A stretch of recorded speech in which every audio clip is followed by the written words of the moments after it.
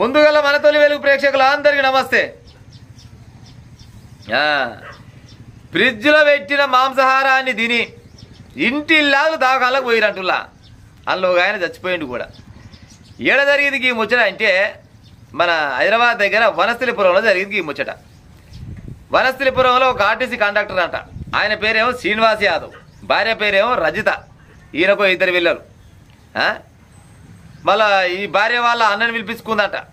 ఈ శ్రీనివాస్ యాదవ్ వాళ్ళ తల్లిని పిలిపించుకోండి. ఇక బోనాల పండుగ చుట్టాల పక్కల పిలిపించుకుంటారు కదా, గట్టిగా పిలిపించుకోరంట. మంచిగా తలకాయ తెచ్చిండట, బోడి తెచ్చిండట, చికెన్ తెచ్చిండట, మటన్ తెచ్చిండట. మంచిగా అన్ని రకాలుగా కూరగాయలు తెచ్చుకోరు, మాంసాహారం తెచ్చుకోరు. మంచిగా బుక్కడు తిన్నారు. మిగిలిన కూరని ఏం చేసినట్టే ఫ్రిడ్జ్లో పెట్టిరట. ఫ్రిడ్జ్లో పెడితే ఎక్కడ పోదు కదా, ఫ్రిడ్జ్లో పెడితే మళ్ళీ పొద్దుగాల తినొచ్చు అనుకొని మళ్ళీ పొద్దుగాల లేచిరంటే మళ్ళీ మొగాలు కడుక్కొని పొద్దుగాల మంచిగా మళ్ళీ గరం చేసుకొని మళ్ళీ తినరట.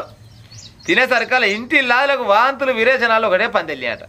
ఏమా అని దవాఖాన కొనబోయేసరికల్లా శ్రీనివాస్ యాదవ్ అంటే ఆయన జీవిడ్చిండు. కథం బుడబుడ పిల్లలు 12 ఏళ్ళు 10 ఏళ్ళు ఉన్నోళ్ళు మొత్తం పోయి దవాఖాన పడ్డారు. 3 పరిస్థితి చాలా ఘోరంగా ఉందట. వాళ్ళు అటా ఇటా అన్న కాలం వచ్చిందంట. చూడూరి ఫ్రిడ్జ్లో పెట్టుకొని తింటే గత ఇసమై పాడైతే దాదాపుగా 70-80% మందికి జనాలకు మొత్తం ఫ్రిడ్జ్లే ఉన్నాయి. ఈ కాలం ఫ్రిడ్జ్ లేని ఇల్లే లేకుండా దగ్గర చాలా పేదోళ్ళకి తప్ప మిగతా మధ్యతరగతి వాళ్ళందరూ ఫ్రిడ్జ్లో ఉండొచ్చు.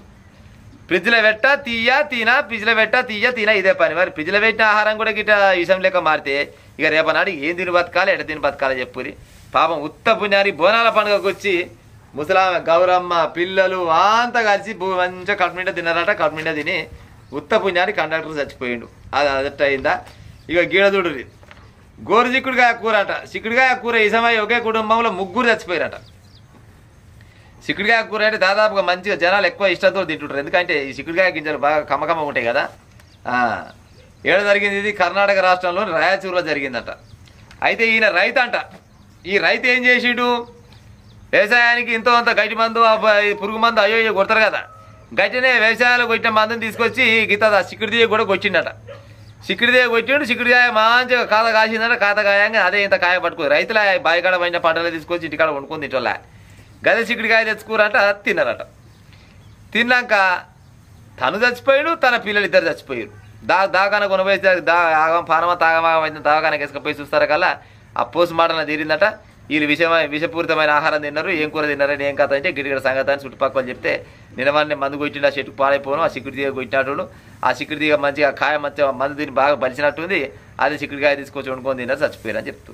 ఇంకా చూడరు కథ సాగు చల్లకుండా ఎట్ట వస్తుంది ఏం కథ ఏం అర్థమైతే లేదు. చూడురి ఇప్పుడు రైతేనా ఆయన అన్ని చెట్లకు కొట్టినట్టు ఆ చెట్టు కింద కొట్టిండేమో. అందుకోసమనే కూరగాయలు వండుకునేటప్పుడు మంచిగా వేడి నీళ్ళలో కడుక్కొని శుభ్రంగా కడుక్కున్నాక 1-2 సార్లు చెక్ చేసుకొని తర్వాత వండుకొని తింటే ఏమన్నా బతికే కాలం ఉంది. కానీ లేకపోతే రైతులు మీరు దేశానికి పోయేట రైతులు అయ్యా మీరే గిట్టి చేసుకుంటే చూడురి ఉత్త పుణ్యానికి రైతు చచ్చిపోయినట్ట.